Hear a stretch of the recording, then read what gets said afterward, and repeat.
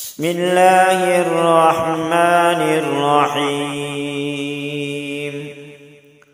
يسبح لله ما في السماوات وما في الأرض الملك القدوس العزيز الحكيم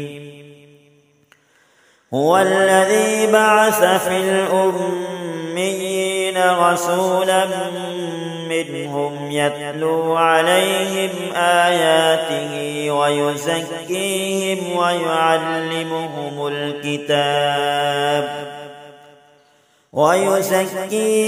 ويعلمهم الكتاب والحكمة وإن كانوا من قبل لفي ضلال مبين وآخرين منهم لما يلحقوا بهم وهو العزيز الحكيم ذلك فضل الله يؤتيه من يشاء والله ذو الفضل العظيم مثل الذين حملوا التوراة ثم لم يحملوها كمثل الحمار يحمل أسفارا بئس مثل القوم الذين كذبوا بآيات الله والله لا يهدي القوم الظالمين قل يا أيها الذين هادوا إن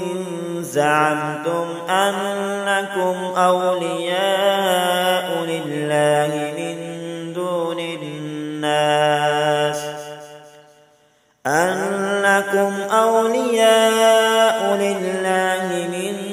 دون الناس فتمنوا الموت إن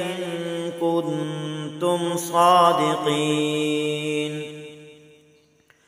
ولا يتمنونه أبدا بما قدمت أيديهم والله عليم بالظالمين قل إن الموت الذي تفرون منه فإنه ملاقيكم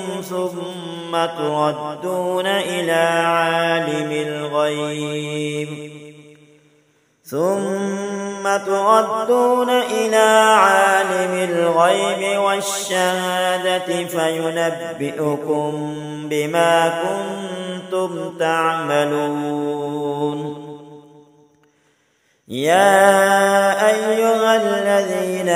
آمنوا إذا نودي للصلاة من يوم الجمعة فاسعوا إلى ذكر الله وذروا البيع ذلكم خير لكم إن كنتم تعلمون فإذا قضيت الصلاة فانتشروا في الأرض وابتغوا من فضل الله واذكروا